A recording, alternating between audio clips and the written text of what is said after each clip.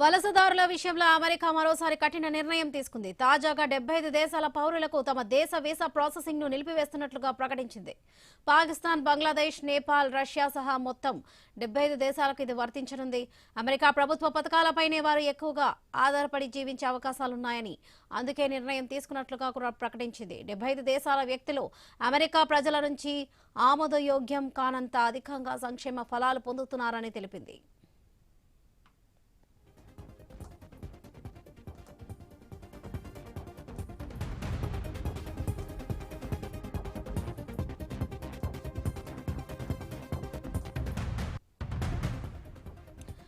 కొత్త వలసదారులు అమెరికన్ల సంపదను సంగ్రహించకుండా రక్షణ కల్పించేందుకే నిర్ణయం తీసుకున్నట్లు అమెరికా తెలిపింది. అయితే వారు కూడా తమకు భారంగా మారారని నిర్ధారణ అయ్యే వరకు నిలిపివేత అమల్లో ఉంటుందని తెలిపింది. ట్రంప్ సర్కార్ ఎప్పుడూ అమెరికా ప్రయోజనాలకే ప్రథమ ప్రాధాన్యం ఇస్తుందని అమెరికా విదేశాంగ శాఖ ఎక్స్లో పేర్కొంది.